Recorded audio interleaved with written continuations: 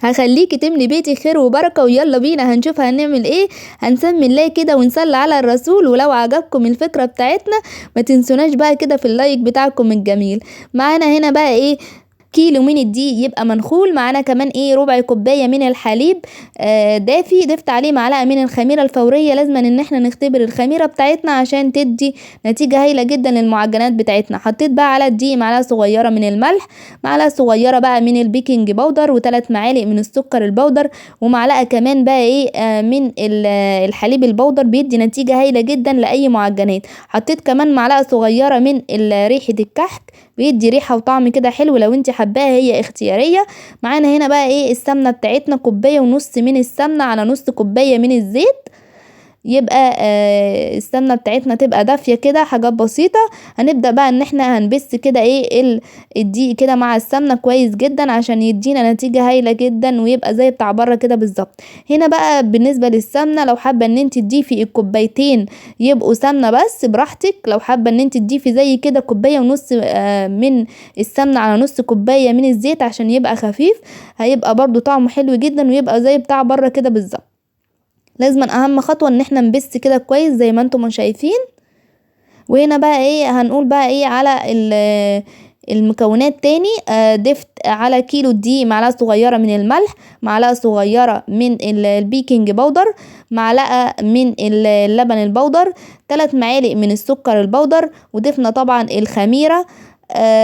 هنا بقى معانا وضفنا كمان ريحة الكحك. هنا بقى ضفنا الخميرة زي ما انتم شايفين. هضيف بقى اللبن بالتدريج. واهم حاجة ان الدقيق يبقى يكون كويس معاكي، يعني الدقيق يبقى بتاع البسكوت او الكحك عشان يديكوا نتيجة كده هايلة وما ياخدش معاكوا سوائل كتير. بس هنا ما شاء الله النتيجة حلوة جدا. وهنسيبها بقى ايه ترتاح كده براحتها. والنتيجة بتاعت العجينة جميلة جدا، بسم الله ما شاء الله طالعه حلوه جدا. معانا هنا بقى ايه العجوه بتاعتنا ديت. هنبدا ان احنا بقى ايه هنعملها كده رول عشان خاطر هنحشي بيها ونعمل بقى الحشوات وتبقى جميله جدا. هنا بالنسبه للعجوه، لو انت مثلا هتعملي بلح مثلا عندك وحابه ان انت تعمليه في البيت، بتضيفي ربع كوبايه من الميه على البلح. لازم ان احنا نفصصه كده ونغسله كويس جدا. وبعد كده بنضيف البلح في قلب مثلا حله او مثلا صينيه. وبعد كده بنبدا نضيف عليه ربع كوبايه من الميه. وبعد كده بنسيبه براحته ان هو يستوي كده براحته ويطرى. وبعد كده بتضيفي اخر حاجة السمنة عشان البلح يبقى كويس ويبقى بالنتيجة اللي انتوا شايفينه ده. وبتضيفي برضو عليه السمسم. هنا بقى انا ضايفة وكان عندي في الفريزر فحبيت ان انا اعمل بيه. معانا هنا بقى ايه العجينة بتاعتنا. هنبدأ ان احنا نفردها كده كويس جدا عشان خاطر انا عايزاها هنا تبقى مظبوطة. وهنا بقى ايلين طلعتني واعمل معاك يا ماما، اعمل قرصة يا ماما. مش ساكتة. ولازم تعمل بقى وانت عارفينها بقى اعمل ايه، اكولها كده واديها عشان تسكت. هنا بقى ايه لازم ان احنا هنا بقى ايه نساوي كده الرول بتاعنا عشان خاطر ايه يبقى مظبوط. عشان انا هنا هعمل الرول اللي هو كعب الغزال زي بالظبط ايه اللي بيتباع بره بالظبط كده. كعب الغزال او بيقولوا عليه اللي هو المنين، بيبقى حلو جدا وطعمه حلو كمان. بيتباع بره على فكرة غالي جدا، بالكيلو بيبقى غالي مش بيبقى رخيص. يعني انت هتعملي في البيت بصراحة هيبقى اوفر ليكي وهيعمل كمية كبيرة جدا. هنا بقى بدأت ان انا كده ايه بلفه بقفل عليه كده والف رول. وهنا لو حابة ان انت مثلا ممكن تحشي ملبن الحشوة اللي انت حباها يعني. هنبدأ ان احنا ايه نقطع كده بقى شوية من الرول زي ما انتم شايفين. مش هناخد طبعا العجينة كلها عشان طبعا ما تبقاش كده كلها عجينة وتستوي معانا وتبقى حلوة. نبدأ ان احنا نسوي الرول كده زي ما انتم شايفين كويس جدا. ونبدأ ان احنا بقى نقطعه كده صوابع صغيرة صوابع كبيرة زي ما انت محبة يعني. بس هو لما يبقى صغير يبقى احسن. قطعنا كده الطروف وبعد كده قطعنا ايه كل الكمية كده زي ما انت ما شايفة. بس اهم حاجة ان احنا ندهن الصاج بتاعنا زيت عشان خاطر لما نيجي نحط فيه العجينة بتاعتنا. هنا بقى هعمل بقى ايه شكل تاني خالص مختلف بس هيبقى برضو جميل جدا وهيبقى شكله تحفة جدا. نبدأ ان احنا نفرده كده كويس جدا هنسويها كده برضو كويس جدا. وبعد كده بقى هنبدأ ان احنا ايه، معانا هنا بقى ايه العجوة بتاعتنا، هنبدأ ان احنا نضيفها عليه، بس هنضيفها بشكل مختلف، يعني مش هنعملها رول زي ما كنا عاملين الايه الرول الاولاني. هنفرد بقى ايه العجوة كده، كمية العجوة يعني مش كمية العجوة كلها، يعني قصدي يعني نفضل نضيف بقى ايه العجوة كده على العجينة كده كلها زي ما انتم ما شايفين كده.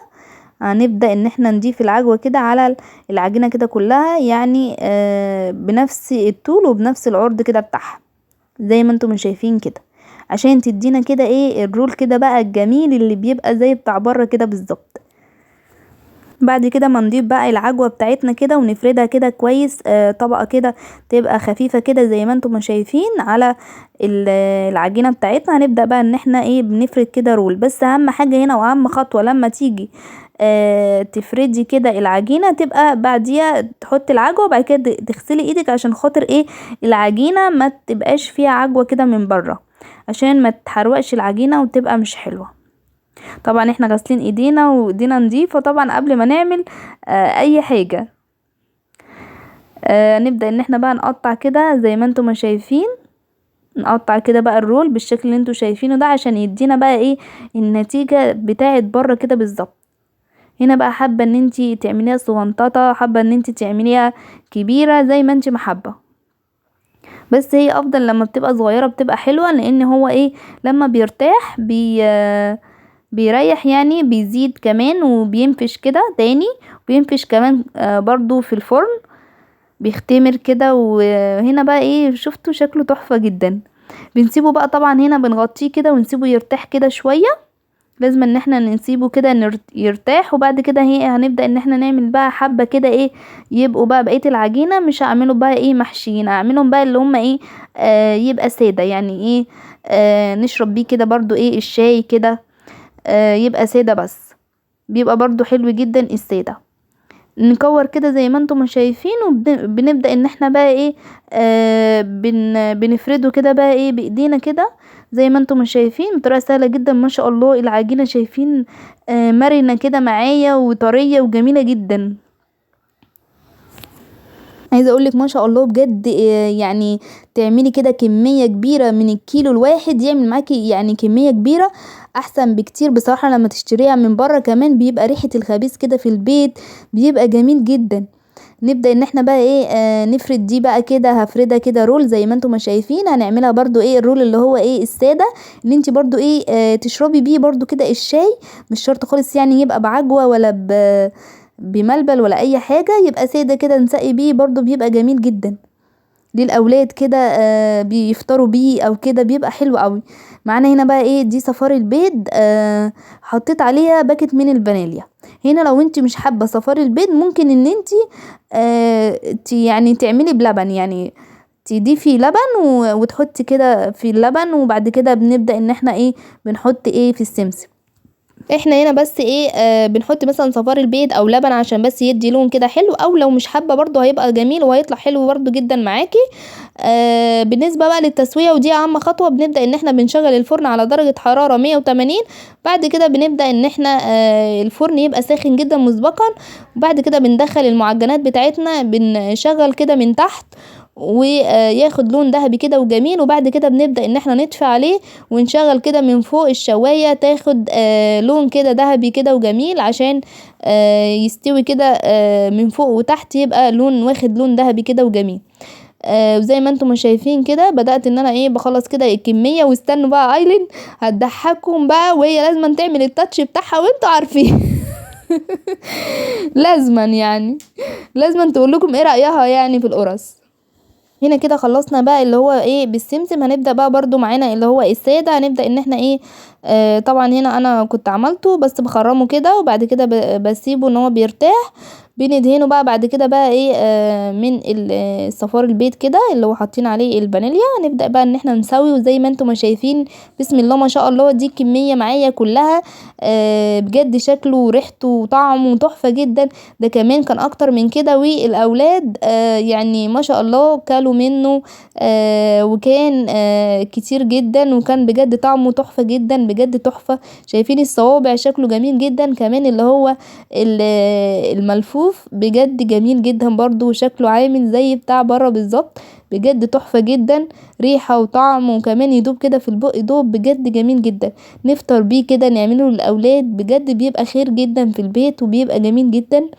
يا رب يكون عجبكم فكرتنا، ولو عجبتكم ما تنسناش كده في لايك كتير، وتشتركوا في القناة وتفعلوا زر الجرس على الكل عشان يوصلك كل الاشعارات بتاعتنا الجديدة. ويلا بينا نشوف بقى ايه ايلين هتعمل معانا ايه. حتى ايه اللي في بقك ده يا لولو؟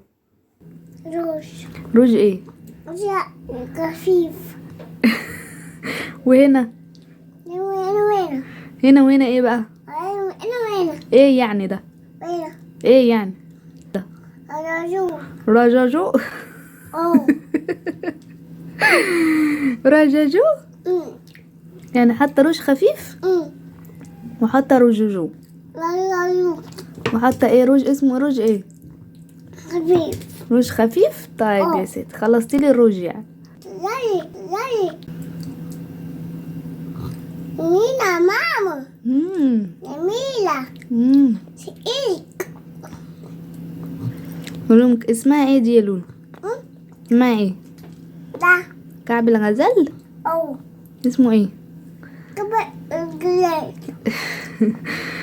قولي لبابا. بابا كان بيقولك كنت عايزه ايه من بابا، اسمه ايه اللي كنت بتجيبيه بابا بيجيبهولك؟ برشميلو. اسمه ايه؟ كشمولو. كشاميلو. برشاميلو. كرشاميلو ايه بس؟ يا لولي دي اسمها ايه؟ دي قرصة. اسمها ايه؟ قصة. اسمها ايه؟ كعب الايه؟ كعب القرصة. كعب الغزال. الجزال من شلت الكعب خالص. ديهم بوسة بقى. منهم باي باي، وحشتوني. باي باي. قولهم ايه رأيكم؟ قولهم ايه رأيكم؟ قولي ايه رأيكم هنا؟ ايه رأيكم؟ بص ازاي. بص وريهم، يلا وريهم. لا وريهم، هم ما تاكليش، وريهم. تقول لكم بصوا جميلة يا لولو. جميلة. أضغط كده. بتقول لكم بقى حطوا لنا اللايك، وقولوا لنا ايه فكرتكم في التعليقات انا وايلين النهارده. يا رب يكون عجبكم.